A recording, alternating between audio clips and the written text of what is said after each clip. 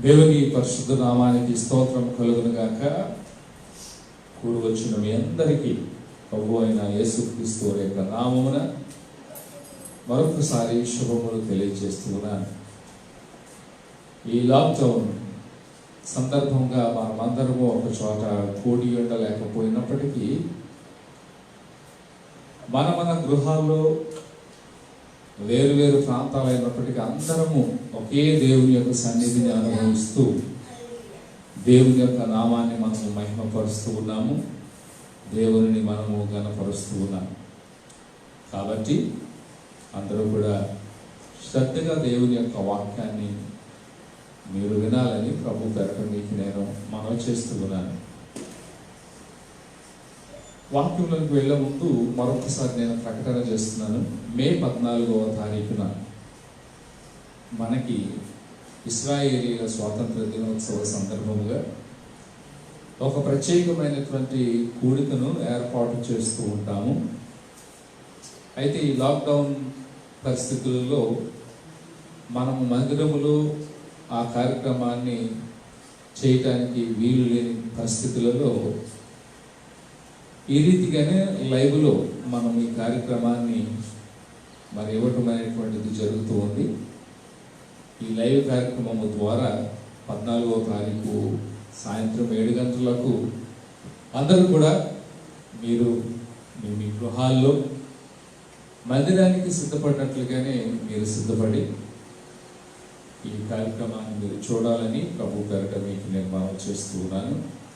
ఇతర దేశాల్లో ఉన్నటువంటి వారు మరి మీ టైమింగ్స్ ఏ రీతిగా ఉంటాయో మీరు దాన్ని సెట్ చేసుకోండి.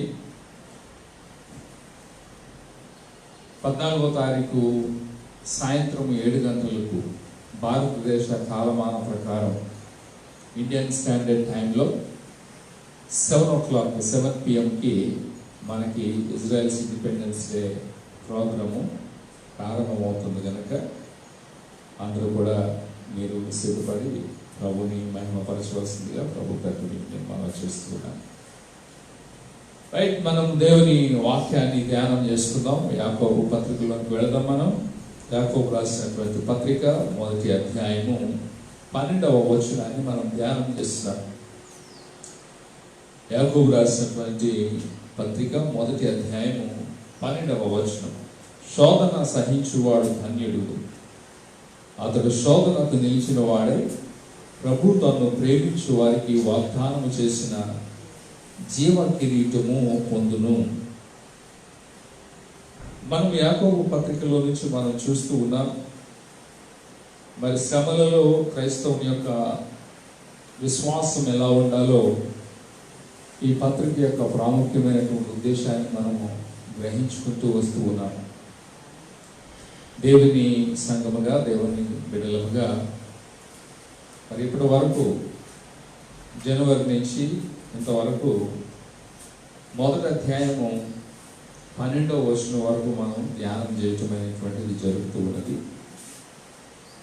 మరి ఈ సందర్భంలో మనము జాగ్రత్తగా లేఖనాలను మనం పరిశీలిస్తూ ఉన్నప్పుడు గత వారం ధన్యతను గురించినటువంటి సందర్భాన్ని మనం చూసాం. శోధన సహించువాడు ధన్యుడు అనేటటువంటి మాటను మనము ధ్యానం చేసుకోవడం అనేటువంటిది జరిగింది.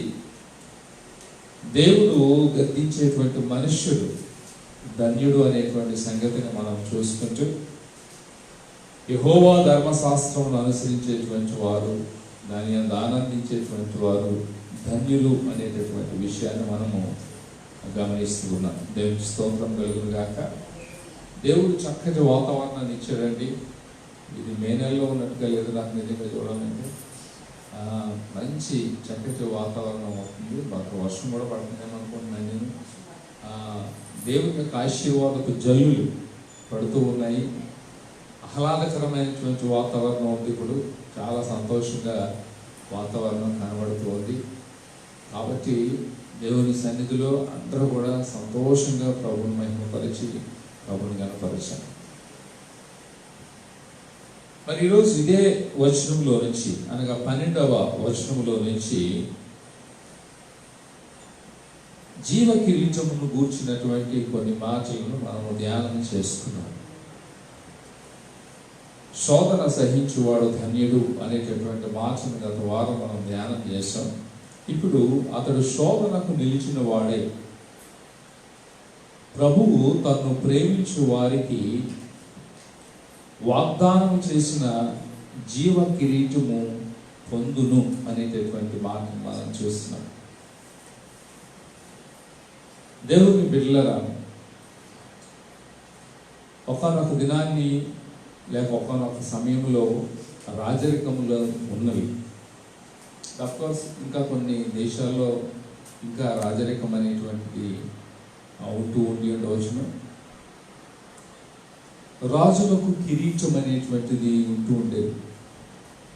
ఈనాడు పొజిషన్స్ కోసం ఎలాగనైతే రాజకీయాల్లో పరిస్థితులు కనబడుతూ ఉన్నాయో, ఆనాడు సింహాసనం కోసము, అలాగే సింహాసనం మీద కూర్చున్నటువంటి వ్యక్తి ధరించుకునేటువంటి కిరీటం కోసం ఒక చక్రవర్తిగా, రాజుగా ఏలుబడిలో ఉండాలని ప్రయత్నాలు జరుగుతూ ఉండేవి. దానికోసం ఎన్నో ఆకృత్యాలు జరిగినాయి, ఘోరమైనటువంటి పరిస్థితులు జరిగినాయి, యుద్ధాలు జరిగినాయి. ఇవన్నీ చరిత్ర మనకు నేర్పిస్తున్నటువంటి విషయాలు. దేవుని బిడ్డలమైనటువంటి మన జీవితంలో మనము ఈ లోకములో ఏ స్థితిలో ఉన్నప్పటికీ ఒక కిరీటమును ధరించడం కాదు కదా, కనీసం ఆ కిరీటాన్ని ముట్టుకునేటటువంటి పరిస్థితి, ఇంకా చెప్పాల్సి వస్తే అసలు కిరీటాన్ని చూచినటువంటి పరిస్థితి లేనటువంటి బ్రతుకులలో సైతము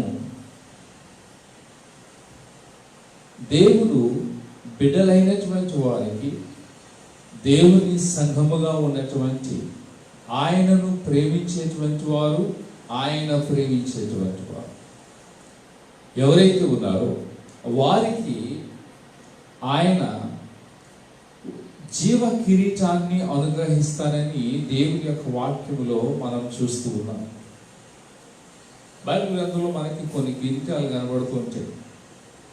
నీతి కిరీటము, అక్షయ కిరీటము, ఇలాగ నాకు కొన్ని కిరీటాలను మనం గమనించవచ్చు. ఈరోజు మనము జీవ కిరీటాన్ని గురించి మనము ధ్యానం చేసుకుంటూ ఉన్నాం. ఈ జీవ కిరీటాన్ని గురించి ప్రత్యేకించి మనకి యాకోబు పత్రికలోను, అలాగే ప్రకటన గ్రంథములోను మనకి కనబడుతూ ఉంటుంది. ఈ రెండు సందర్భాలను కూడా మనం చూసినప్పుడు,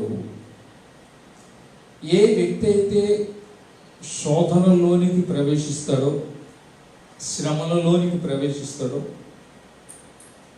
క్రీస్తును బట్టి ఏ వ్యక్తి అయితే ఇటువంటి మార్గము గుండా వెళుతూ ఉంటాడో, ఆ మార్గములలో అతడు దానిని జయించినప్పుడు అతని యొక్క జీవితానికి ఈ కిరీటం లభిస్తుంది అనేటువంటి సంగతిని దేవుని యొక్క వాక్యము ద్వారా మనము గ్రహించగలుగుతూ ఉన్నాం. చాలాసార్లు మనం అనుకుంటూ ఉంటాం, దేవుడి నుంచి ఉచితంగా మనకి ఏదైనా వస్తే ఎంతమంది కావాలంటే తక్కువ మనం చేయెత్తేస్తాం, నాకు కావాలి. ఇప్పుడు మీరెవరూ నాకు కనబడలేదు. ఒకవేళ మందిరములో ఉండి సంఘముగా ఇక్కడ మనం కూడి ఉన్నప్పుడు మీలో ఎంతమందికి జీవకిరీటం కావాలని అంటే బహుశా మీరు అందరూ కూడా చేయెత్తవచ్చు, నాకు కావాలి, నాకు కావాలి, నాకు కావాలి అని చెప్పేసి. ఎస్, మనకు కావాలి ఖచ్చితంగా. అయితే జీవ కిరీటం అనేటువంటిది ఎలా వస్తుంది? ఆ జీవ కిరీటం అనేటువంటిది మన జీవితంలో మనం ఎలా పొందుకుంటాం? దేవుని యొక్క వాక్యము జీవ కిరీటం సంపాదించుకోవడానికి ఏమని మనకి తెలియజేస్తుంది అనేటువంటి విషయాల్ని మనము గ్రహించవలసినటువంటి వారుగా కనబడుచు ఉన్నాం. ఇక్కడ మనం చూసినట్లయితే ప్రభువు తన్ను ప్రేమించిన వారికి అనే మాటను మనం చూస్తున్నాం. ప్రభువు తన్ను ప్రేమించు వారికి అనగా దేవుడు ఎవరిని ప్రేమిస్తాడు? యోహాను సువార్తలో మనం చూసినట్లయితే ఆయన ఆజ్ఞలను గైకొని వాడు చొప్పున చేసేటువంటి వారిని, అలాగే ఆయన యందు నిలిచి ఉన్నటువంటి వారిని ఆయన ప్రేమిస్తాడనేటువంటి మాటను మనం చూస్తున్నాం. తన సిలువను ఎత్తుకుని ఆయనను వెంబడించేటువంటి వారిని ఆయన ప్రేమిస్తాడనేటువంటి మాటను మనం దేవుని యొక్క లేఖనంలో చూస్తున్నాం. దేవుడు మనలను ప్రేమించాలి అని అంటే లేఖనములో చెప్పినటువంటి వీటి ప్రకారముగా నీవు నేను జీవిస్తూ ఉన్నట్లయితే ఆయన ప్రేమకు మనము పాత్రులం అవుతాం. అఫ్కోర్స్ దేవుడు లోకమును ప్రేమించి లోకము యొక్క రక్షణ కొరకు ఆయన ఏం చేశాడనంటే తన కుమారుని లోకానికి పంపించి ఆయన శిలువ మరణం పొందుట ద్వారా, ఆయన కార్చినటువంటి రక్తము ద్వారా, ఆయన నలగొట్టబడినటువంటి శరీరము ద్వారా మనందరికీ కూడా రక్షణ భాగ్యాన్ని అనుగ్రహించాడు. యేసు ప్రభువు వారు పునరుద్ధరణే తిరిగి లేచుట వలన మనకి జీవమును కూడా ఆయన అనుగ్రహించాడు. ఈ జీవమును, ఈ పునరుద్ధరణపు శక్తిని మన యొక్క జీవితంలో ఆయన యందు విశ్వాసం ఉంచి సాగుతున్నామని చెప్పుకుంటున్నటువంటి మన జీవితంలో మనం పొందుకోవాలని అంటే ఆయన ప్రేమకు మనము ఎల్లప్పుడూ కూడా పాత్రులమై మనం సాగిపోతూ ఉండాలని దేవుని లేఖనం మనకు తెలియజేస్తూ ఉంది. ఏదో మనము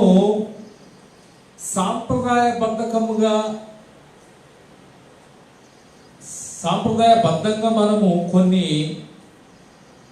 విషయాలను మనము జరిగిస్తూ ఉంటుంటాం. క్రైస్తవ సమాజంలో కూడా కొన్ని సాంప్రదాయాలు మనకి అలవాటు అయిపోయినటువంటి ఉంటూ ఉంటాయి.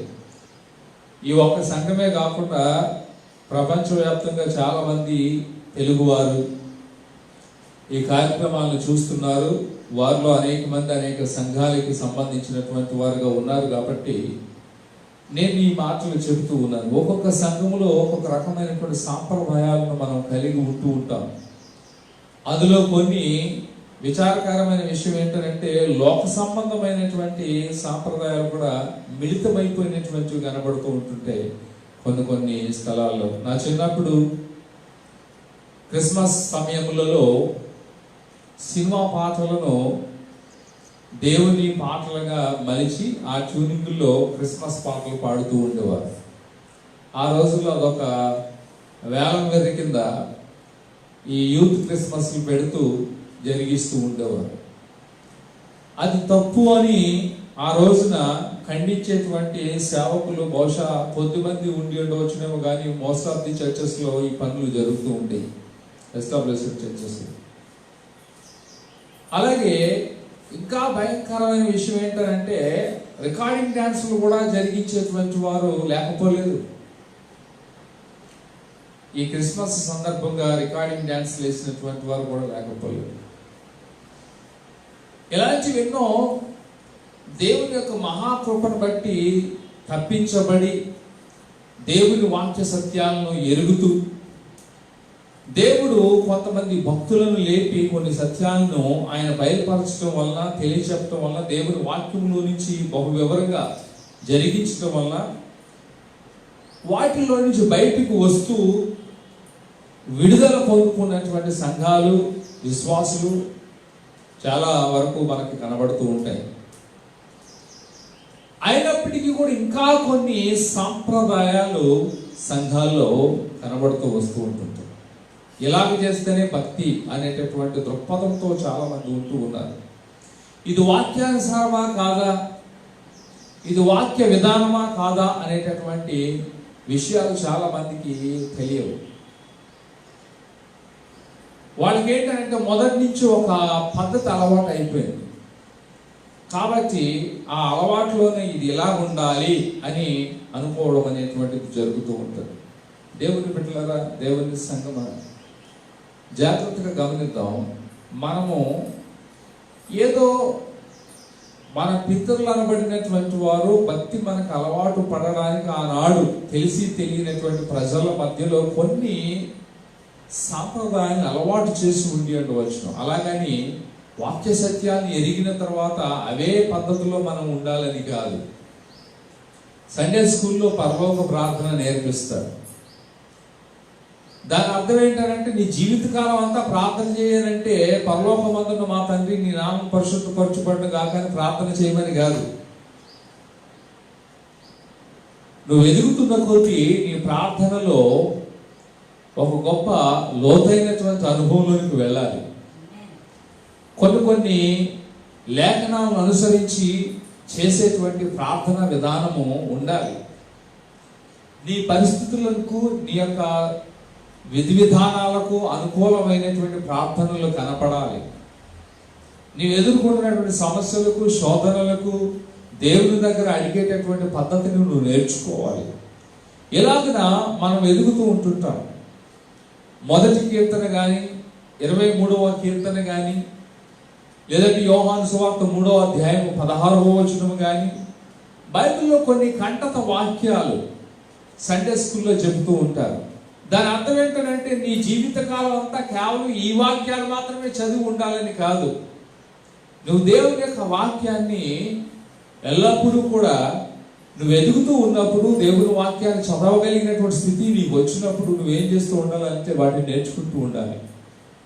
ఎలిమెంటరీ స్కూల్కి వెళ్తే నీకు ఆలు లేకపోతే ఏబిసిడీలు నేర్పిస్తారు. నీవు లైఫ్ అంతా నీకు ఎంత వయసు వచ్చినా ఏబిసిడీలు లేకపోతే ఆలే నేర్చుకోమని కాదు కదా. క్లాస్కి నీకు పుస్తకాలు మారుతుంటాయి. అందులో మ్యాటర్ ఎక్కువ అవుతూ ఉంటుంటుంది. నువ్వు సర్చ్ చేసేటువంటి విషయాలు, జ్ఞాపకం పెట్టుకునేటువంటి విషయాలు చాలా ఎక్కువ అవుతూ ఉంటుంటాయి.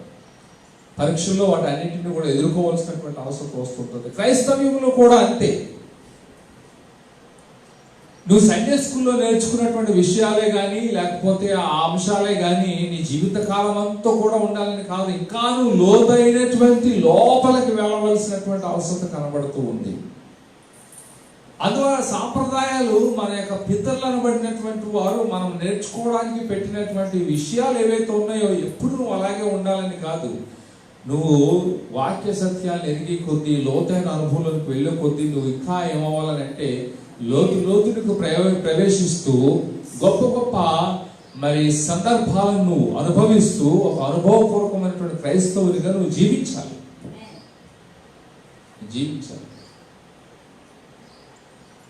ఎల్లప్పుడూ మనము ఆశీర్వాదాల కొరకు మాత్రమే ఎదురు చూడటం అనేటువంటిది కాదు.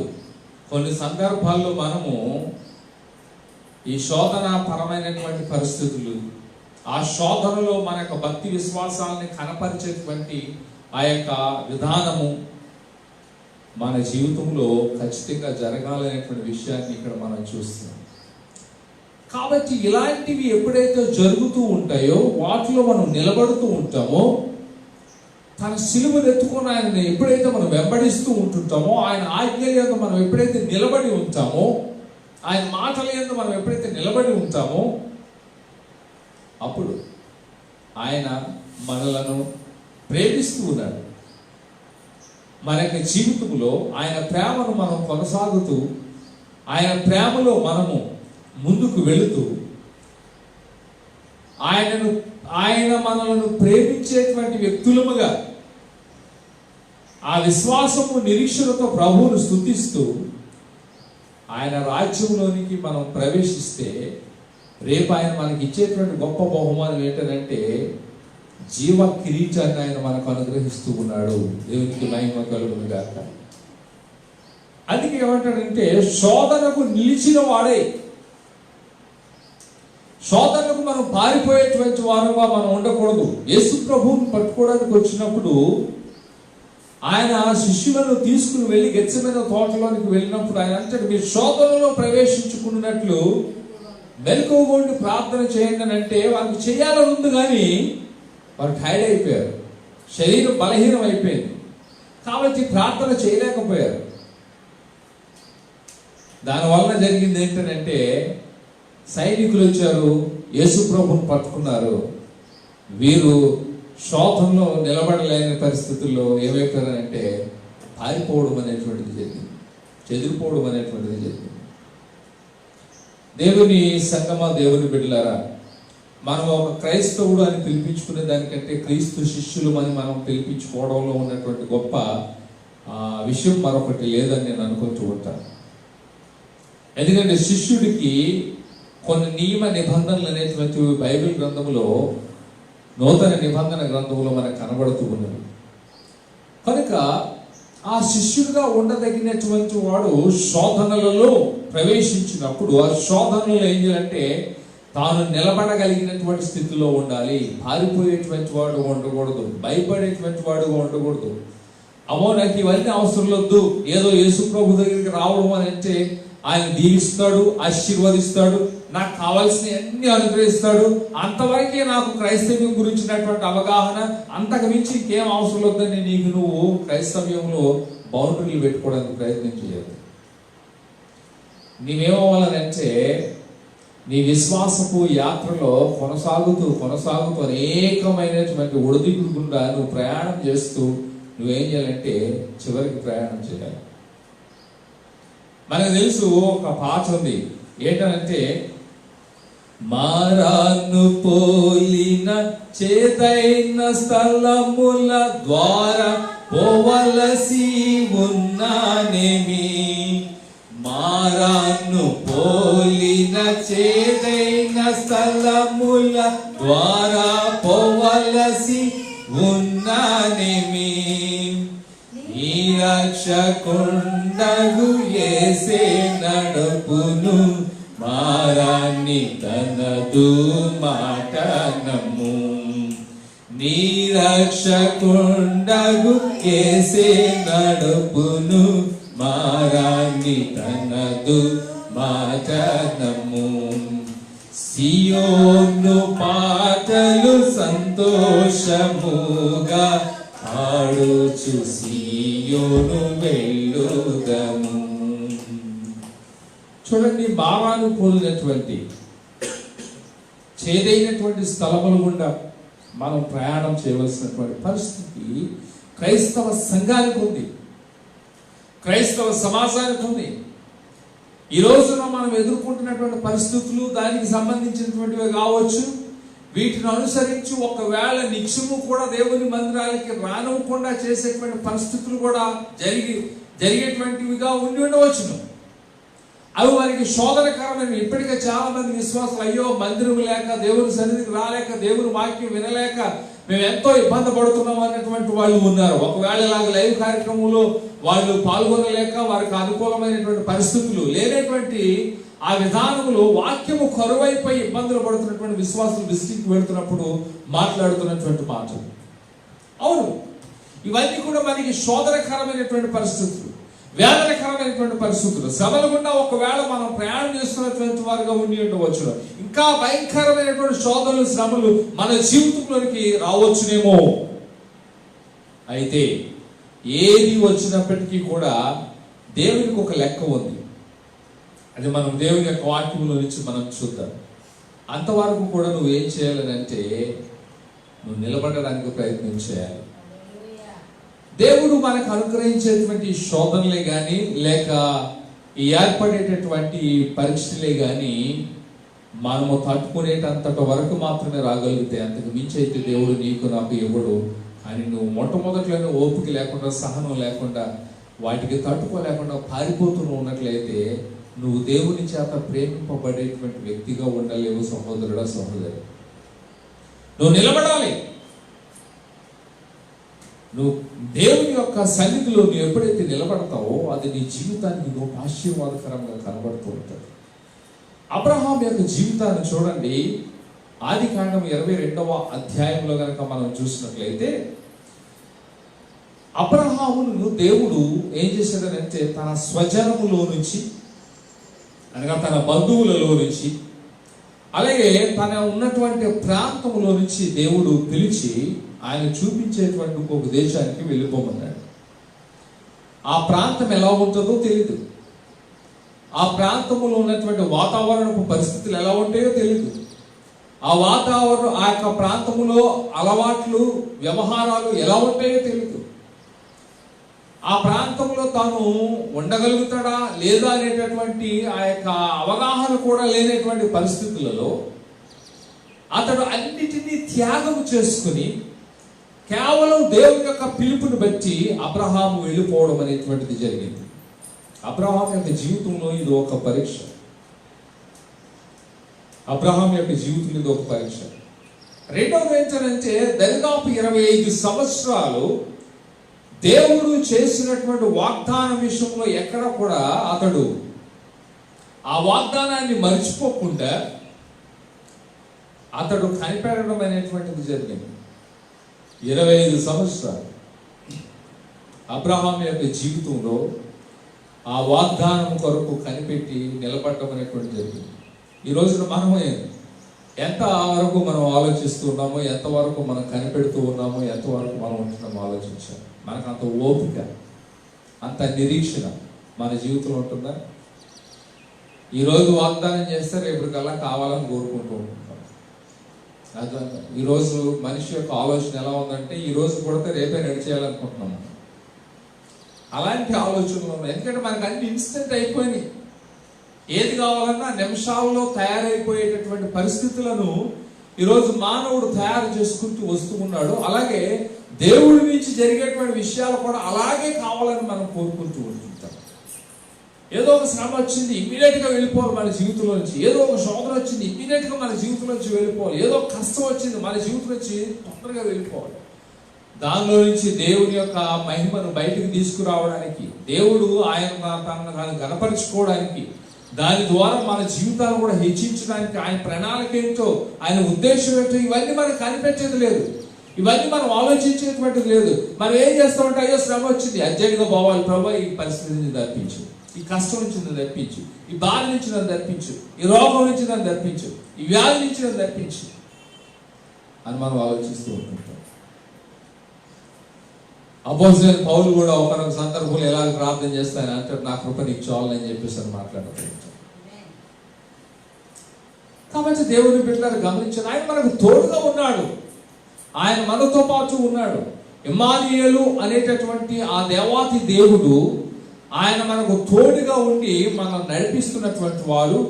ఆయన మనమందరం కూడా ఆయన చేతిలో ఉన్నటువంటి వారు. ప్రకటన గ్రంథంలో చెప్పబడినటువంటి రీతిగా మనం చూసినట్లయితే మనం ఆయన చేతిలో ఉన్నటువంటి వారు. ఆయన మనం చేయి పట్టి నడిపిస్తూ ఉన్నప్పుడు నువ్వు ఏ మార్గం గుండా ప్రయాణం చేస్తే ఏంటి, అది శోధనకరమైనటువంటిదైనా, వేదనకరమైనటువంటిదైనా, దుఃఖకరమైనటువంటిదైనా నిన్ను పట్టుకున్నటువంటి వాడు ఆయన నిత్యుడగు తండ్రి,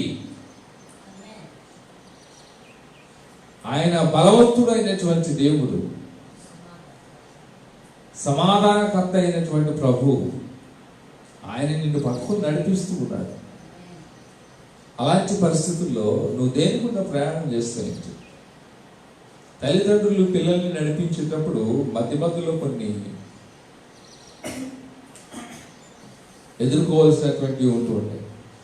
కొన్ని అసహాయకరమైనటువంటివి, కొన్ని ప్రమాదకరమైనటువంటివి. సో తల్లిదండ్రులు ఏం చేస్తారంటే పిల్లల్ని పైకి లేపి దాన్ని దాటిస్తూ ఉంటుంటారు, వాటిని తప్పిస్తూ ఉంటుంటారు. పిల్లలు వాటిని గురించి భయపడవలసిన అవసరం లేదు. కారణం ఏంటంటే వారి చెయ్యి తన తండ్రి చేతిలోనూ తల్లి చేతిలోనూ ఉంటారు. ఈరోజు మనం దేవుడి చేతిలో ఉన్నాం. ఆయన చేతిలో ఉన్నటువంటి వారముగా మనము ఉన్నామని నువ్వు నమ్మినట్లయితే, మన జీవితంలో ఎదురయ్యేటువంటి శోధనకరమైనటువంటి పరిస్థితుల్లోనూ, ఇబ్బందికరమైనటువంటి పరిస్థితుల్లోనూ ఆయన చేసినటువంటి వాగ్దానముల మీద మనం నమ్మకం ఉంచి అబ్రహాము వలె విశ్వాసంతో ఎదురు చూస్తూ మనం నిలబడినప్పుడు ఆ వాగ్దానాన్ని ఒక దినాన్ని మనం స్వతంత్రించుకుంటాం. దేవునికి స్తోత్రము కలుగును గాక. హల్లెలూయా, హల్లెలూయా. అబ్రహాము యొక్క జీవితంలో ఎదుర్కొన్న 3వ శోధన ఏంటో తెలుసా? తన వాగ్దాన పుత్రుడిని బలి ఇవ్వటం అనేటువంటిది. ఏది చేసినప్పటికీ కూడా ఇది చాలా భయంకరమైనటువంటి పరిస్థితి. దేవుడు తనకు అనుగ్రహించినటువంటి కుమారుణ్ణి, వాగ్దానము చేసినటువంటి కుమారుణ్ణి, గొప్ప జనాంగముగా చేస్తానని చెప్పినటువంటి కుమారుణ్ణి బలి చేయమంటున్నాడు. ఇది అబ్రహాముకి ఒక తండ్రిగా చాలా పెద్ద పరీక్ష. ఈరోజు దేవుని బిడ్డలారా, దేవుని సంగమా, ఒక మాట నేను చెప్తాను. చాలా మంది తల్లిదండ్రులు భక్తి నటిస్తూ ఉన్నారండి, భక్తి నటిస్తూ ఉన్నారు. పిల్లలకు కావలసినటువంటి అనేక సదుపాయాలను కలగజేస్తున్నారు. వారు ఏది అడిగితే అది ఇస్తున్నారు. మంచి బట్టలు కొంటున్నారు, మంచి ఆహారాన్ని పెడుతున్నారు. ఈ లాక్డౌన్ కారణంగా అందరూ ఇళ్లలోనూ ఉండవలసిన పరిస్థితి, ఇళ్లలోనూ వండుకుని తినవలసిన పరిస్థితి ఏర్పడింది. లేదంటే ఈ పాటికి బేకరీలు, రెస్టారెంట్స్, ఇంకా కొన్ని స్థలాలు అయితే పబ్బులు, ఇలాంటి వాటిల్లో కూడా తిరిగేటువంటి వారు లేకపోలేదు. తల్లిదండ్రులే పిల్లల్ని తీసుకుని వెళ్ళి వాటిల్లో తిప్పుతూ లగ్జరీ లైఫ్ని అనుభవిస్తున్నటువంటి వారు కూడా లేకపోలేదు. ఇప్పుడప్పుడు అంటే పర్వాలేదు, కానీ ఇది ఒక హ్యాబిట్గా చాలామంది వీకెండ్ అయిందనంటే ఖచ్చితంగా పోవాలి అనేటువంటి పరిస్థితిలో ఉన్నటువంటి వారు. సరే, బిడ్డలకు కావలసినటువంటి ప్రతి ఫెసిలిటీస్ని కూడా మనం కలిగిస్తూ ఉన్నాం. వాళ్ళకి ఎడ్యుకేషన్కి ఎంత డబ్బు కావాలో అంత డబ్బు మనం పెట్టడానికి ప్రయత్నం చేస్తాం. అప్పు చేసైనా సరే వాళ్ళ బుక్స్లకి ఎంత కావాలో అంత మనం ఖర్చు పెడుతున్నాం. వాళ్ళకి యూనిఫామ్లు కావాలని అంటే ఎంత ఖరీదైనా సరే మనం ఖర్చు పెడుతున్నాం. కానీ ఎంతమంది తల్లిదండ్రులు మీ పిల్లలకి బైబిల్ కొని పెడుతున్నారు? ఎంతమంది తల్లిదండ్రులు మీ సంఘములో ఒకవేళ బల్లారాధన ఇచ్చే టైంలో తెల్ల బట్టలు ధరించుకుని రావాలని అంటే ఆ పిల్లలకి ఆ వస్త్రధారణను ఉంచాలి, లేకపోతే వారు ధరించాలనే ఉద్దేశంతో ఎంతమంది మీ పిల్లలకు అటువంటి వస్త్రధారణను ఏర్పాటు చేస్తారు? స్కూల్లో ఏదైనా ఫంక్షన్ అయిందనంటే, కాలేజీలో ఏదైనా ఫంక్షన్ అయిందనంటే ఆ ఫంక్షన్లో వీళ్ళు డ్యాన్స్ ప్రోగ్రాం వేసినప్పుడు, లేకపోతే ఇంకేదైనా కార్యక్రమాలు జరిగినప్పుడు దానికి కావాల్సిన డ్రెస్ని అది ఎన్ని వేల రూపాయలైనా సరే అవసరమైతే పోయి కొనుక్కుని తీసుకొస్తున్నారు ఆ టైంలో. నీ పిల్లలకి ఆధ్యాత్మికంగా ఏ రకమైనటువంటి ఫెసిలిటీస్ నువ్వు కలిగిస్తున్నావు ఒకసారి ఆలోచించు. మనము కావలసినటువంటి స్థలానికి పిల్లల్ని పంపిస్తాం. ఫ్రెండ్ ఇంటికి వెళ్ళాలంటే పంపిస్తూ ఉంటుంటాం, ఎక్స్కర్షన్స్కి వెళ్ళాలంటే పంపిస్తూ ఉంటుంటాం. కానీ దేవుని మందిరంలో మీ బిడ్డలు నివసించేటట్లుగా ఎంతమంది తల్లిదండ్రులు మీ బిడ్డల్ని దేవుని మందిరానికి పంపిస్తుంటుంటారు? ఏదైనా ఒక ప్రత్యేకమైనటువంటి ఆధ్యాత్మిక కార్యక్రమానికి ఒకవేళ దూరమైనప్పటికీ కూడా వెళ్ళాలి అంటే ఎంతమంది ఎక్స్కర్షన్స్కి అయితే ఫ్రెండ్స్తో కూడా పంపిస్తారు. వాళ్ళు ఎలా తిరిగి వస్తారో, ఏమేమి చేస్తారో, ఏమేమి జరుగుతాయో నీ కళ్ళతో నువ్వు చూడలేవు. కానీ ఒక ఆధ్యాత్మిక స్థితిలో ఎదగడానికి ఒక స్థలానికి పంపించండి, దాని కొరకు ఒక పైసా ఖర్చు పెట్టండి అని అంటే చాలా మంది క్రైస్తవ తల్లిదండ్రులు ముందుకు రాలేకపోతున్నారు. అబ్రహాము దేవుని కొరకు తన కుమారుణ్ణి బలి ఇవ్వడానికి కూడా వెనుకాడలేదు. దేవుని యొక్క పరీక్షలో అబ్రహాము నెగ్గాడు. ఈరోజు చాలా మంది తల్లిదండ్రులు ఓడిపోతున్నారు. శోధనకు నిలబడలేదు. అలాంటి వారు దేవుని చేత ఎలాగున ప్రేమించబడతారు? దేవుని మందిరంలో నివసించేటువంటి వారు ధన్యులు అని అంటారు. చూడండి, సమూయేలును తల్లి తీసుకువెళ్ళి దేవుని మందిరంలో వదిలేసింది. ఈ రోజున దేవుని మందిరంలోనికి, దేవుని సేవకుల దగ్గరికి పిల్లల్ని పంపించాడు అని అంటే చాలా మంది, అయ్యో మా పిల్లల్ని మేము పంపించలేమండి, బ్యాంక్ వచ్చేస్తుంది మాకు అంటున్నారు. నువ్వు ఏ రకమైనటువంటి ప్రేమను కలిగి ఉన్నావు? కోర్స్ తల్లిగా తండ్రిగా మన బిడ్డల్ని వదిలి ఉండలేకపోవడం అనేటువంటి జరుగుతూ ఉండొచ్చు. కానీ ఒక ఆధ్యాత్మిక కేంద్రం దగ్గరికి, ఆధ్యాత్మిక తల్లిదండ్రుల దగ్గరికి మన బిడ్డలను మనం త్యాగం చేసుకోలేకపోతే రేపు పొద్దున దేవుని కొరకు నువ్వు ఏం త్యాగం చేసుకోగలుగుతావు? వారిని ఏం త్యాగం చేసుకోగలుగుతావు? మనకు ఒక పాట తెలుసు, అదేంటది? అబ్రహాముని అడిగిన ఆనాడైన దశమ భాగం గురించి ఒక పాట ఉంటుంది కదా.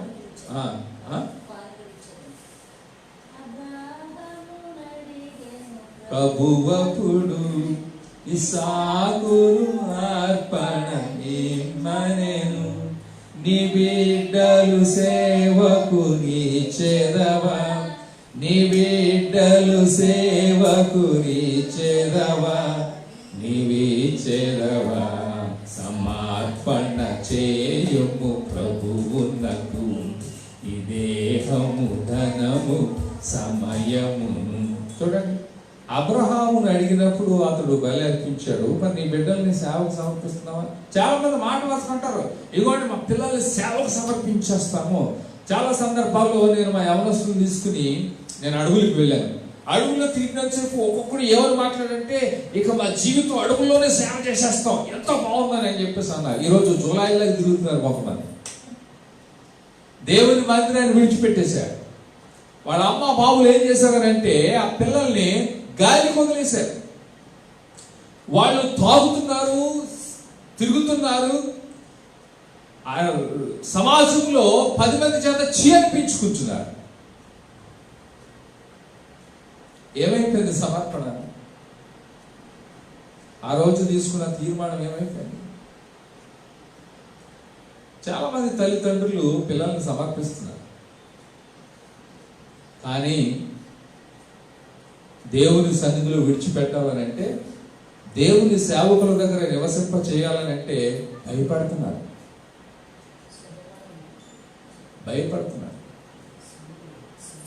సమూయేలు దేవుని మందిరములోను దేవుని సేవకుల దగ్గర ఎదగడం వలన దేవుని స్వరాన్ని విన్నాడు. దేవుని స్వరాన్ని విన్నాడు. నీ బిడ్డలు ఏ స్వరాన్ని వింటున్నారు?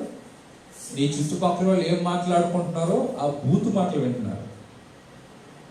నీ బిడ్డలు ఏ స్వరాన్ని వింటున్నారు? నీ ఇంట్లో నీ ఫోన్లు పట్టుకొని నీ ఫోన్లో వాళ్ళు చాటింగ్లు చేస్తూ నీకు కూడా తెలియనటువంటి ఫీచర్స్ని వాళ్ళు ఆపరేట్ చేస్తూ ఇష్టానుసారంగా ప్రవర్తిస్తున్నారు. ఇది నీకు నచ్చుతుంది, ఇలాంటివి బాగుంటాయి. కానీ దేవుని మందిరంలో బిడ్డలు ఎదగడం కానీ, దేవుని సేవకుల గృహంలో వాళ్ళు ఉండాలని అనుకోవడం కానీ మనకు అస్సలు ఇష్టం ఉండదు. సిగ్గు తెచ్చుకోవాలి దేవుని యొక్క క్రైస్తవ జనాంగముగా ఉన్నటువంటి వారు. నీ బిడ్డలు ఎప్పుడైతే దావీదు అంటాడు కదా, చిరకాలమును దేవుని మందిరములో నివాసము చేసేదని చెప్పేసి అని మాట్లాడతాడు. సో దేవుని మందిరంలో ఎంతో మంది తమ బిడ్డలను ఉంచాలని కోరుకున్నటువంటి తల్లిదండ్రులు లేకపోలేదు. అందరి గురించి నేను మాట్లాడలేదు. అటువంటి వారికి ఇటువంటి అవకాశాలు లేనటువంటి పరిస్థితుల్లో అవకాశాలు ఉన్నటువంటి వారు ఏం చేస్తున్నారంటే జాగ్రత్తించుకుంటున్నారు. నీకున్నటువంటి శరీర సంబంధమైనటువంటి ప్రేమ లేకపోతే ఆధ్యాత్మిక సంబంధమైనటువంటి ప్రేమ అనేటువంటిది ఒకసారి గమనించుకోవాలి. నువ్వు ఈ శరీర సంబంధమైనటువంటి ప్రేమను తెచ్చుకోకపోతే నీ బిడ్డలను నువ్వు ఆధ్యాత్మికంగా బలపరచలేవు. 9 నెలలు మోసి పెంచినటువంటి తల్లి 9వ నెలలో బిడ్డను ఈ లోకంలోనికి వదిలి పెడుతున్నప్పుడు, అమ్మో 9 నెలలు నేను దాచుకున్నాను, నా ఎట్టి పరిస్థితుల్లోనే నేను బయటికి పంపించానని చెప్పేసి అట్లాగే పెట్టుకుంటే తల్లికి ప్రమాదమే, బిడ్డకి ప్రమాదమే. వాళ్ళిద్దరి మధ్యలో ఉన్నటువంటి ఆ బంధం అనబడేటువంటి ప్రేగుని ఏం చేయాలంటే కట్ చేయాలి. అబ్రహాము అలాగ ఆలోచించాడు. అతడు శోధనకు నిలిచాడు, దేవుని చేత ప్రేమించాడు, విశ్వాసులకు తండ్రి అయ్యాడు. దేవునికి స్తోత్రం కలుగును గాక. యూదులకు మాత్రమే కాదు, ఈ రోజున క్రైస్తవ జనాంగానికి కూడా అతడు తండ్రిగా కనబడుతూ ఉన్నాడు. దేవుని సంగమ, దేవుని బిడ్డలారా, నా ఈ మాటలు ఆలోచిస్తున్నటువంటి మనకి జీవితంలో ఈరోజు నీవెలా ఉన్నావు? ఏం త్యాగం చేసుకుంటూ ఉన్నావు? నీకు శోధన ఎదురైనప్పుడు, శ్రమ ఎదురైనప్పుడు, కష్టం ఎదురైనప్పుడు క్రీస్తు నిమిత్తము నువ్వు దాన్ని భరించడానికి నువ్వు ఇష్టపడుతున్నావా? నీ బిడ్డల యొక్క క్షేమము కొరకు, నీ యొక్క క్షేమము కొరకు, రేపు దేవుని రాజ్యంలో ఆయన అనుగ్రహించేటువంటి ఆ జీవ కిరీటాన్ని సంపాదించుకోవడం కొరకు నువ్వు సిద్ధపడుతున్నావా? ఆ రకమైనటువంటి విధానంలో నువ్వు కొనసాగుతున్నావా? ఒక్కసారి నీ జీవితాన్ని పరీక్ష చేసుకో. మరొక మాటను కనుక మనం చూసినట్లయితే, మరొక వ్యక్తి యొక్క జీవితాన్ని మనం గమనిద్దాం. యోబు గ్రంథము 2వ అధ్యాయము 10వ వచనం. యోబు గ్రంథము 2వ అధ్యాయము 10వ వచనం. మనకి బైబిల్ అంతటిలో కూడా శోధనకి, శ్రమలకి నిలబడినటువంటి వ్యక్తుల్లో యోబు చాలా మాదిరిగా మనకు కనబడుతూ ఉంటాడు. యోబు గ్రంథం 2వ అధ్యాయము 10వ వచనాన్ని కనుక మనం చదువుకున్నట్లయితే, అక్కడ మనము ఒక చక్కటి మాటను మనం చూడవచ్చు. అందుకతడు 9వ వచనం నుంచి కూడా మనం చూస్తే, అతని భార్య వచ్చి, నీవు ఇంకనూ యథార్థతను వదలక ఉందువా? దేవుని దూషించి మరణము కమ్మని. ఆయన భార్య వచ్చి ఏం చేసిందనంటే, ఇంకేంటే యథార్థత అని చెప్పేసానంట, ఏ దేవుడిని అయితే నమ్ముకున్నావో ఆ దేవుడు ఈ బాధలు కలగజేశాడు, ఇంకేంటి ఆ దేవుడిని పూజించేది, వదిలిపెట్టు, ఆ దేవుడిని దూషించి చావు అని చెప్పేసాను అన్నాడు. చాలాసార్లు మనకి శోధనలు భయంకరంగా వచ్చినప్పుడు, శ్రమలు భయంకరంగా వచ్చినప్పుడు, కష్టం భయంకరంగా వచ్చినప్పుడు, ప్రపంచం అంతా కూడా తిరగబడిపోయిన భార్య ఒక్కటి మన పక్షంగా నిలబడితే మనం లోకాన్ని జయించేస్తాం. కానీ అదే భార్య గనక తిరగబడిందనుకో, అదే భార్య గనక వ్యతిరేకించిందనుకో, అదే భార్య గనక మనల్ని వేరుగా చూసిందనుకో, అసలు ప్రపంచాన్ని కాదు ఒక్క అడుగు కూడా మనం ముందుకి వేయలేం. అందుకే సహోదరులారా, గుర్తుపెట్టుకోండి, ప్రతి పురుషుని వెనక, విజయం వెనక ఒక స్త్రీ ఉంటుందని. అంటే ఒక స్త్రీ అని అంటే వేరే వాళ్ళు ఎవరో కాదు, మీరే. మీ భర్తలకు మీరు విజయాన్ని అందించేటువంటి వారు. సాంద్రగ్రంథం 31వ అధ్యాయంలో గుణవతి అయినటువంటి స్త్రీని గురించినటువంటి సందర్భాలు మనకు కనబడుతూ ఉంటుంటాయి. ఆమె ఎలాగున తన భర్తకు సహాయం చేస్తుందో, వ్యాపారంలో ఎలాగన అభివృద్ధిని కలగజేయడానికి పాటుపడుతుందో మనకి వాక్యంలో కనబడుతూ ఉంటాడు. కాబట్టి చాలాసార్లు మనకి ఇంట్లో కష్టం ఎదురైనప్పుడు, బాధ ఎదురైనప్పుడు, ఒకవేళ ఆర్థికంగా ఇబ్బందులు పాలవుతున్నప్పుడు మనము దూషించి మోటాములు చదువుకుని మీ తల్లిదండ్రులు ఎళ్ళకి వెళ్ళిపోవడం అనేటువంటిది కరెక్ట్ కాదు. కష్టంలోను, బాధలోను, దుఃఖంలోను మనం నిలబడినప్పుడే, ముఖ్యంగా క్రైస్తవులు అనబడినటువంటి వారికి జీవితంలో పెళ్లి చేసేటప్పుడు అంట వ్యాధి అందును, బాధ అందును, ఆరోగ్యం అందును, సో ఈయనకు భర్త వై ఉందవా, భార్య వై ఉందవా అని చెప్పేసి మాట్లాడుతూ ఉంటుంటారు. అప్పుడంటే మనం ఏదో పెళ్ళి అయిపోతున్న కంగారులో ఉంటానని చెప్పేసి అంటాం. కానీ ఎక్కడ ఉంటున్నారు చాలా మంది? 3 రోజులు అన్నం లేకపోయేసరికి మా ఇంట్లో కావాల్సి ఉంటుంది, ఇక్కడ కనీసం నాకు అన్నం పెట్టలేకపోతున్నావు, పంటకు ఒక చీర కొనలేకపోతున్నావు, కట్టుకోవడానికి మంచి పట్టలేదు, తిరగడానికి మంచి చెప్పులు లేవు, ఈ చెప్పుల్లో కుట్టుకుని వేసుకోవాల్సి వస్తుంది. నేను చెప్పులు కొని ఎన్ని సంవత్సరాలు అయింది, బట్టలు కొని ఎన్ని సంవత్సరాలు అయింది, వచ్చినప్పుడల్లా మా అమ్మ బాబాయ్ తీసుకొస్తున్నారు కానీ, మా అన్నయ్యలు తీసుకొస్తున్నారు కానీ, ఏనాడైనా నాకు చీర కొన్నావా, బట్టలు కొన్నావా అని ఏడ్చేటువంటి వాళ్ళు లేకపోలేదు. భార్యలు కూడా హింసించేటువంటి భర్తలు లేరని నేను అనటం లేదు. కానీ ఒక క్రైస్తవ బిడ్డగా శ్రమలోను, శోధనలోను, కష్టాల్లోనూ నువ్వేమవ్వాలనంటే నిలబడాలి. ఇక్కడ యోబు భార్య అలా నిలబడలేదు. ఇంకేమో యథార్థతయా, వదిలిపెట్టు అని చెప్పేసి మాట్లాడతాం. అప్పుడు యోబు ఇస్తున్నటువంటి ఆన్సర్ చూడండి. అందుకతడు, మూర్ఖురాలు మాట్లాడినట్లు నీవు మాట్లాడుచున్నావు,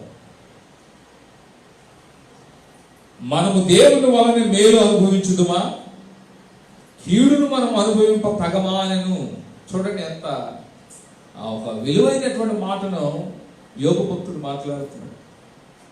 గుర్తుపెట్టుకోండి, క్రైస్తవ జనాంగం మనం ఎప్పుడు కూడా మేలు కొరకు మాత్రమే దేవుణ్ణి ఆశ్రయిస్తూ ఉంటాం. మేలులే కావాలని మనం కోరుకుంటూ ఉంటుంటాం. ఇక్కడ యోబు అంటాడు, కీడును మనం అనుభవించ తగమా అని మాట్లాడుతున్నాడు. ఎస్, ఇదే ప్రశ్న ఈ రోజు మనం అందరం వేసుకోవాల్సినటువంటి వారిగా కనబడుతున్నాడు. దేవుడు ఎన్ని మేలులు మన జీవితంలో చేస్తున్నాడు, సాక్ష్యాలు చెబుతూ ఉన్నాం. మనం మేలులు మాత్రమే కాదు, మన జీవితంలో కొన్ని వ్యతిరేకమైన పరిస్థితులు, ప్రతికూలమైనటువంటి పరిస్థితులు ఏర్పడుతూ ఉంటాయి, ఏర్పడాలి. వాటిల్లో నువ్వేమవ్వాలనంటే నిలబడాలి. దేవునికి మహిమ కలుగును గాక. హల్లెలూయా. యోబు కనీసం తన మాటల్లో సైతం కూడా పాపం చేయలేదంటండి. అంటే పాపం అనేటువంటిది గుర్తుపెట్టుకోండి, ఏదో చేస్తేనే పాపమని కాదు, మన నోటి మాటల ద్వారా కూడా పాపం చేస్తున్నామని ఇక్కడ దేవుని యొక్క వాక్యం తెలియజేస్తూ ఉంది. గుర్తుపెట్టుకోండి, కొంతమంది ఇష్టానుసారంగా మాట్లాడుతుంటుంటారు, నోటి దురుస్తనం ఎక్కువ ఉంటుంది చాలా మందికి. అర్థమైందా? నోటి దురుస్తనం వాళ్ళని వీళ్ళని మనం చూపించవలసిన అవసరం లేదు. ముందు నీ నోటిని గురించి నువ్వు ఆలోచించుకో. నోరు ఉంది కదా అని పడిపోతాం కాదు, ఆ నోరు పడిపోకుండా కాల్చుకో. మన ఇష్టానుసారంగా మాట్లాడటం కాదు, నోటి మాట ద్వారా కూడా పాపము జరుగుతున్నదని దేవుని యొక్క వాక్యం సెలవిస్తూ ఉంది. కాబట్టి నోటి మాటను అదుపులో పెట్టుకోవడానికి ప్రయత్నం చేయి. అందుకనే ప్రసంగ గ్రంథంలో అంటాడు, మనము మాట్లాడుటకు నిదానించాలి, వినుటకు వేగిరి పడాలి అని అంటాడు. మనం వినాలి. కొంతమంది డబ్బాలో రాళ్ళేసినట్టు కంటిన్యూగా మాట్లాడుతూనే ఉంటుంటారు. పొద్దున్న లేచిన సాయంకాలం వరకు మాట్లాడుతూనే ఉంటుంటారు. మాటల్లో కూడా బలం పోతుందంట. కావాలంటే ప్రీచర్స్ని కానీ టీచర్స్ని కానీ అడగండి, లెక్చరర్స్ని కానీ. వాళ్ళు ఒక 1 hour క్లాస్ చెప్తే వాళ్ళు ఎంత శక్తి పోతుందో వాళ్ళకి. ప్రసంగికులకు తెలుసు వాళ్ళు ప్రసంగం చేస్తే వాళ్ళు ఎంత శక్తిని కోల్పోతారో. కానీ ఎందుకు గట్టిగా నిలబడతారంటే అక్కడ దేవుని శక్తి పనిచేస్తుంది, టీచర్స్ దగ్గర పనిచేయదు. కాబట్టి వాళ్ళు వీక్గా ఉంటారు. ఇక్కడ దేవుని సేవకులు బలంగా ఉంటారు. కారణం ఏంటంటే దేవుని శక్తి ఇక్కడ ఉంటుంది కాబట్టి. కానీ శారీరకంగా ఆలోచిస్తే వీకే. ఈ ఉదయకాల సమయం 7 గంటలకి ఆరాధన ప్రారంభించామంటే ఏమీ తినకుండా దేవుని సన్నిధిలోకి వచ్చి ఆరాధన ప్రారంభిస్తాం. పాటలు పాడేవాళ్ళు పాడేశారు, కూర్చుని వినేటువంటి వాళ్ళు వింటున్నారు. మీలో కొంతమంది ఇంటి దగ్గర కూర్చుని ఆలపిస్తూ కూడా ఏదైనా తింటూ ఆలపిస్తూ ఉంటుంది రోజు. కానీ సేవకుడిగా నేను ఏమీ తినలేదు. ఈ రోజున పాటలు పాడి తర్వాత మరలా వాక్యాన్ని మాట్లాడుతూ ఉన్నాను నేను. అలాగే అనేక మంది సేవకులు చేస్తూ ఉంటుంటారు. శరీరం బలహీనంగానే ఉంటుంది, కానీ ఎందుకు బలంగా మాట్లాడుతున్నాం అంటే దేవుని యొక్క శక్తి, దేవుని యొక్క అభిషేకం.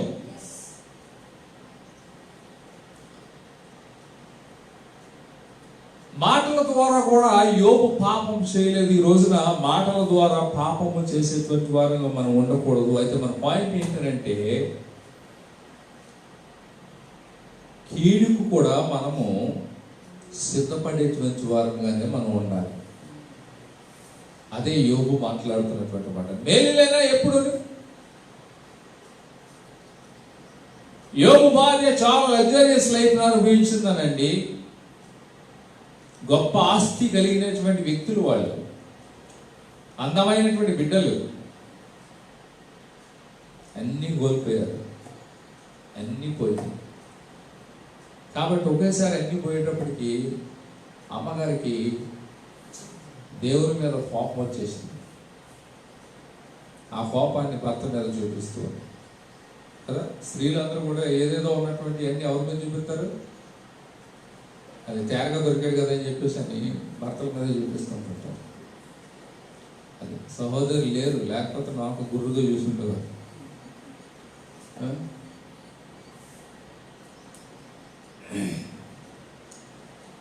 వినండి జాగ్రత్తగా.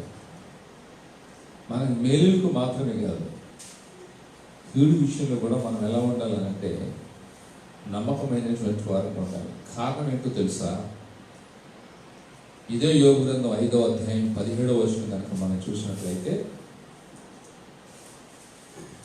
ఇదే యోబు గ్రంథం 5వ అధ్యాయం 17వ వచనంలో, దేవుడు గద్దించు మనుషుడు ధన్యుడు,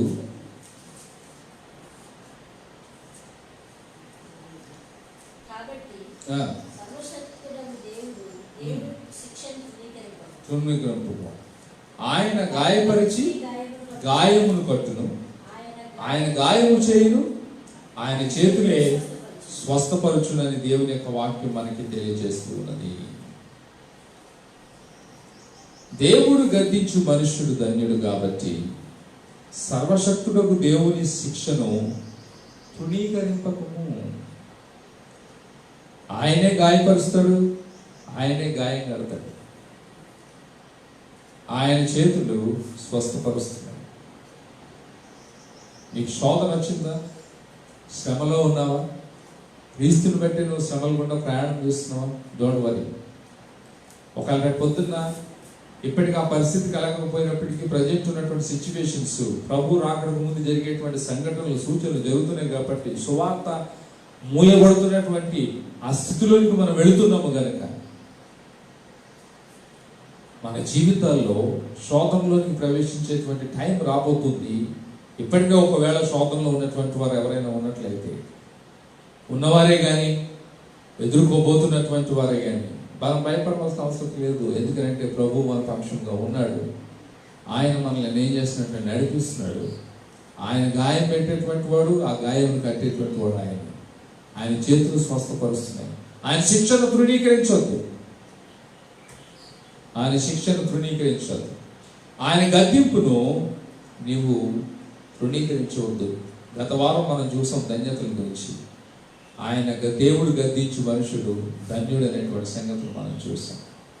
కాబట్టి నీ జీవితంలో ఈ శోధన అనేటువంటిది, ఈ కీడు అనేటువంటిది, ఈ యొక్క శ్రమలు అనేటువంటివి మనకు కలగడానికి గల కారణాలు ఏంటంటే, మనము రేపు ప్రభు చేత ప్రేమించబడి, అనగా ఈ శోధనలో మనం నిలబడినటువంటి వారం అయితే ఆయన చేత మనం ప్రేమించబడినటువంటి వారంగా ఉంటాము.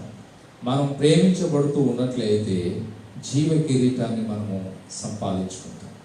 అందుకని ప్రకటన గ్రంథంలోకి మనం వెళ్ళినట్లయితే, ప్రకటన గ్రంథం 2వ అధ్యాయము 10వ వచనంలో ఏమని మాట్లాడతాడనంటే, ప్రకటన గ్రంథం 2వ అధ్యాయం 10వ వచనంలో,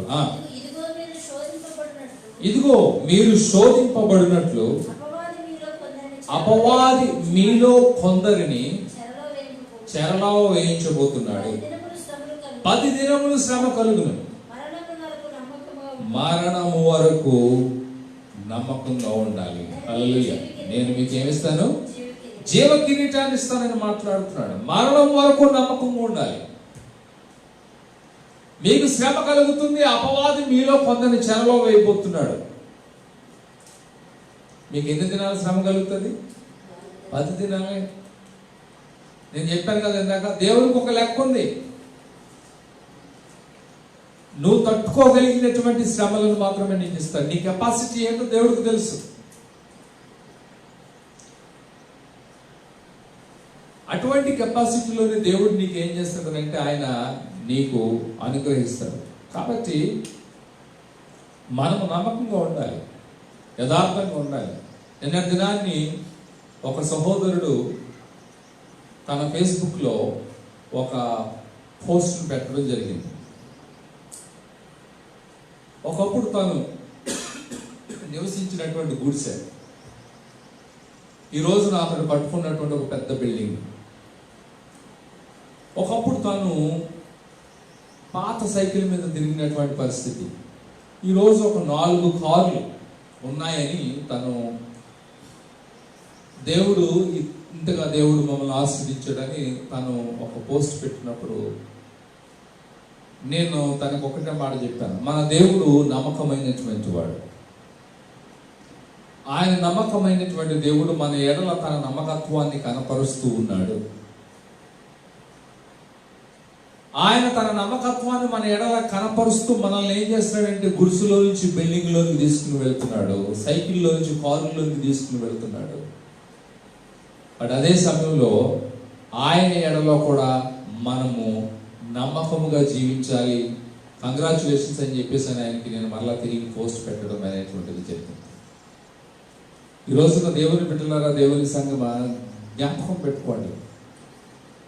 దేవుడు మన జీవితాల్లో మేలులు చేసినప్పుడు మాత్రమే మనం నమ్మకంగా ఉండటం కాదు, కొన్ని సందర్భాల్లో మనం శ్రమల గుండా ప్రయాణం చేసినప్పుడు కూడా దేవుని పట్ల మనం ఎలా ఉండాలని అంటే నమ్మకంగా ఉండాలి. పౌలు సీలలు చెరసాలలో వేయబడినప్పటికీ కూడా వారు దేవునిని మహిమపరచడం మానలేదు. కాబట్టి ఒక గొప్ప అద్భుతాన్ని అక్కడ దేవుడు జరిగించాడు. మనం ఏ స్థితిలోనైనా, ఏ స్థలంలోనైనా, ఏ స్థితిలోనైనా దేవునిని మనం ఏం చేయగలుగుతామనంటే ఆరాధించగలుగుతాం. దేవునికి స్తోత్రం కలుగుగాక. హల్లెలూయా, హల్లెలూయా. సో ఈ రోజున మా ఫ్యామిలీగా మేము ఇక్కడ ఉన్నాం. మీ కుటుంబాల్లో మీరు మీ గృహాల్లో ఉన్నారు. అందరం ఒక చోట మనం కలుసుకోలేకపోయినప్పటికీ దేవుని ఆరాధించడం మానలేదు. మనం దేవుని ఆరాధిస్తూ ఉన్నాం, ప్రభువుని మహిమపరుస్తూ ఉన్నాం, ప్రభువుని కనపరుస్తున్నాం. ప్రపంచవ్యాప్తంగా ఈ దినాన్ని అదే పరిస్థితుల్లో మరి క్రైస్తవ సమాజం అనేటువంటిది నడుస్తూ ఉంది. దేవుడిని మనం ఆరాధించడం ఆపలేదు. మనం ప్రభువుని మహిమపరుస్తూనే ఉన్నాం, ప్రభువాన్ని మనం ఘనపరుస్తూనే ఉన్నాం. సో అలాగే మన జీవితంలో ఇంకా ఇంకా భయంకరమైనటువంటి శోధనలో మనం ప్రవేశించిన ఆయనను మనం విడిచిపెట్టేటువంటి వారముగా ఉండకూడదు. ఆయన యందు మనం నిలబడి ఉండాలి. మరణం వరకు నమ్మకంగా మనం జీవించాలి. అప్పుడు మనం ఏం పొందుకుంటాం అనంటే జీవ కిరీటాన్ని పొందుకుంటాం. ఇక్కడ స్వర్ణ సంఘాన్ని గురించి ప్రభు మాట్లాడుతున్నటువంటి మాట ఇది. వాళ్ళు భేదవారైనటువంటి వారు, శ్రమలో ఉన్నటువంటి వారు, సో ఆర్థికంగా వారు బలమైనటువంటి వారు కాదు, కానీ ప్రభు యొక్క దృష్టిలో వాళ్ళు ధనవంతులుగా కనబడుతూ ఉన్నారు. ఆధ్యాత్మిక స్థితిలో ఒక ధనమును కలిగినటువంటి వారుగా వారు ఉంటూ ఉన్నారు. అదే లవోదికీయ సంఘాన్ని కనుక మనం చూసినట్లయితే లోక సమూహం అది చాలా ధనవంతమైనటువంటి సంఘం, కానీ దేవుని దృష్టిలో చూసినట్లయితే అది దరిద్రతలో ఉన్నటువంటి సంఘం, దిక్కుమాలినటువంటి సంఘం, దేవుని నోట నుండి ఉమ్ము వేయ ఉద్దేశించినటువంటి సంఘం. ఈ రోజున మనం ఎలా ఉన్నాం, మన పరిస్థితులు ఎలా ఉన్నాయి, మన యొక్క స్థితిగతులు ఎలా ఉన్నాయి, నువ్వెంత దీన స్థితిలోనికి వెళ్ళిపోయినప్పటికీ కూడా ప్రభు అయితే మనల్ని విడిచిపెట్టట్లేదు. ఒకవేళ ప్రభు ద్వారా నీకు ఈ యొక్క శోధనలు, శ్రమలు, ఈ ఇబ్బందులు నీకు కలిగినట్లయితే, లేక ఒకవేళ దేవుడే మనలను సాతానికి అప్పగించి మనల్ని పరీక్షిస్తూ ఉన్నట్లయితే, దేనిలోనైనా సరే నీవు దేవుని యొక్క ఉద్దేశాన్ని నెరవేర్చవలసినటువంటి వ్యక్తిగా ఉన్నావు. దేవుని యొక్క నమ్మకాన్ని నువ్వేం చేయాలనంటే నీ జీవితంలో నువ్వు దాన్ని ఆయన నమ్మేటట్లుగా, ఆయన ప్రేమను పొందుకునేటట్లుగా నువ్వు నిలబడగలిగితే రేపు నీకు జీవ కిరీటం అనేటువంటిది ఆయన అనుగ్రహిస్తూ ఉన్నాడు. నీ జీవితంలో నువ్వు సాధించవలసిందల్లా ఒకటే, నీకు ఎదురయ్యే శ్రమల్లో, శోధనలో నువ్వు మరణం వరకు కూడా నమ్మకంగా ఉండాలి. స్వర్ణ సంఘానికి ఇదే చెప్తూ ఉన్నాడు, మీరు మరణం వరకు నమ్మకంగా ఉండండి, మీకు నేను జీవ కిరీటాన్ని ఇస్తాను. లోకములో వాళ్ళు పేదవారే కావచ్చు, లోకములో వాళ్ళు దరిద్రులుగా ఉన్నటువంటి వారే కావచ్చు, కానీ దేవుని దృష్టిలో మాత్రం కాదు. నా ప్రియ సహోదరుడ, సహోదరి, నా ఈ మాటలు వింటున్నటువంటి మన జీవితాల్లో, నా ఈ మాటలు వింటున్నటువంటి మన బ్రతుకుల్లో ఈ దినాన్ని నీవు ఒకవేళ లోక సంబంధంగా ఒకవేళ దరిద్రతలో ఉన్నావేమో, లోక సంబంధంగా ఆర్థికంగా నువ్వు ఎదగలేనటువంటి పరిస్థితుల్లో ఉన్నావేమో, దేవుడు దానిని బట్టి నిన్ను ఎన్నుకోలేదు. ఆయన తన రాజ్యంలో నీకు ఒక జీవ కిరీటాన్ని ఇవ్వాలని, ఆయన రాజ్యంలో నీ కొరకు ఒక స్థలాన్ని సిద్ధపరిచి ఉంచి ఉన్నాడు కాబట్టి అక్కడికి తీసుకుని వెళ్ళాలని ఆయన ఇష్టపడి నిన్ను ఎన్నుకున్నాడు కనుక, దేవుని చేత ప్రేమించబడినటువంటి వ్యక్తిగా నువ్వు ఈ లోకములో దేవుని కొరకు నమ్మకంగా జీవించు, దేవుని కొరకు విశ్వాసం కలిగి జీవించు, దేవుని కొరకు యథార్థతను కలిగి జీవించు. ఒకవేళ ఇంకా నువ్వు కోల్పోవలసినటువంటి ఏదైనా సరే దేవుని కొరకు కోల్పోవలసినటువంటి ఉన్నట్లయితే కోల్పోవడానికి నువ్వు సిద్ధపడు. అబ్రహాము వలె త్యాగం చేసుకున్నటువంటి వ్యక్తి వలె, యోబు వలె ఎన్ని పోయినప్పటికీ కూడా ధైర్యంగా నిలబడి తన యథార్థతను విడిచిపెట్టినటువంటి వారి వలె, కనీసం మాట ద్వారా కూడా దేవుని దూషించకుండా పాపము చేయనటువంటి వ్యక్తి వలె నువ్వు నిలబడినప్పుడు దేవుని ప్రేమకు పాత్రుడివై జీవ కిరీటాన్ని సంపాదించుకునేటువంటి వ్యక్తిగా వచ్చావు. ఈ దినాన్ని నీకు జీవ కిరీటం కావాలంటే నువ్వు దేవుని యొక్క ప్రేమలో నువ్వు పాత్రుడు కావాలి. ఇందుకు శోధనకు నువ్వు నిలబడినటువంటి వ్యక్తిగా ఉండాలి. ఈ రోజున వాటిని చూచి భయపడి పారిపోయేటువంటి వ్యక్తిగా ఉండకూడదు.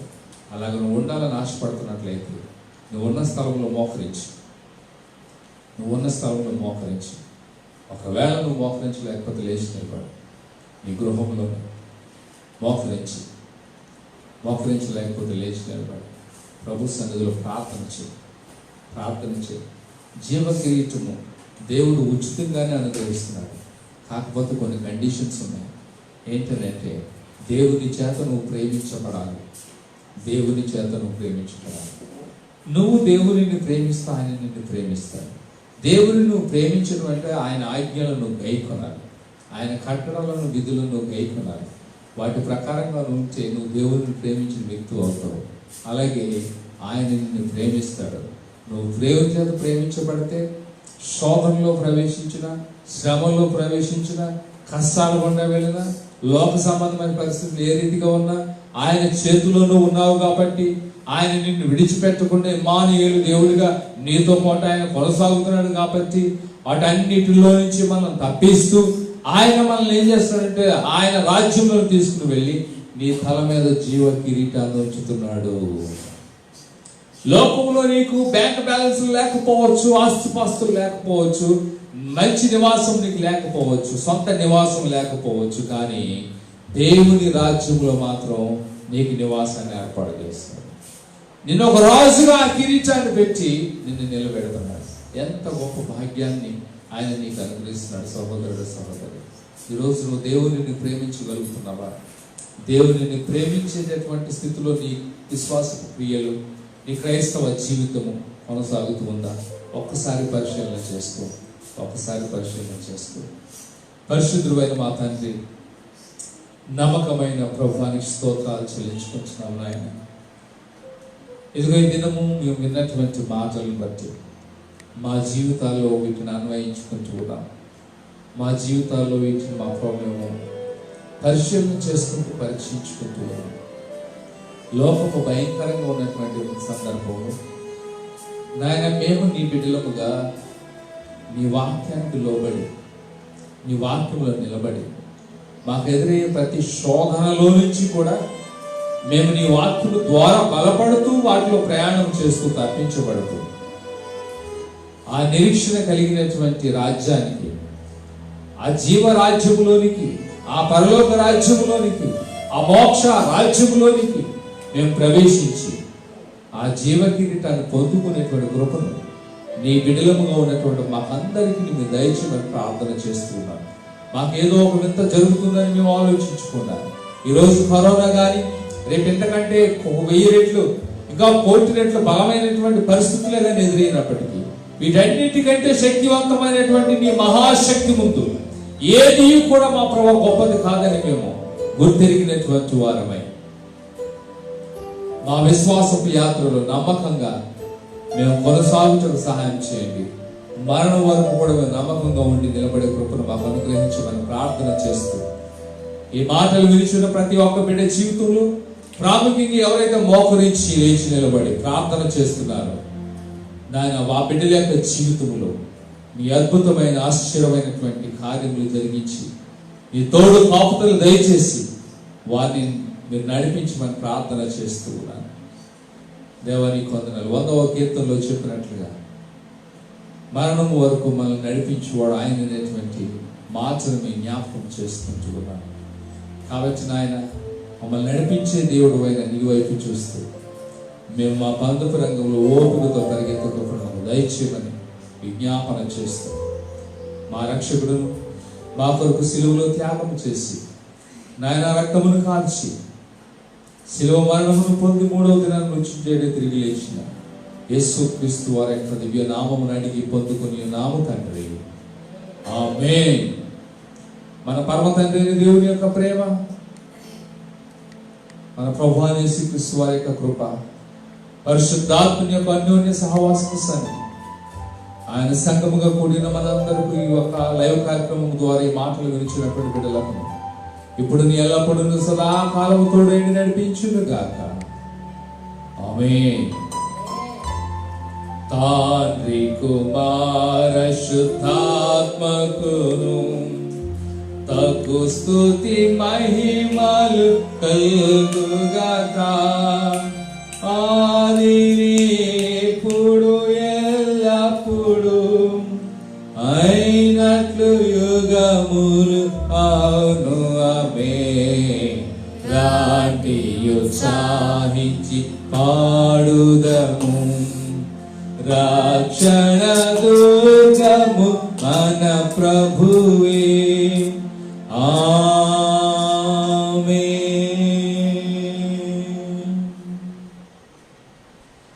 Praise the Lord all of you. అందరికి వందనాలు. దేవుడు మిమ్మల్ని దీవించి ఆశీర్వదించును గాక. మరలా మనము 14వ తారీఖు రాత్రి 7 గంటలకు కలుసుకుందాం లైవ్ కార్యక్రమంలో.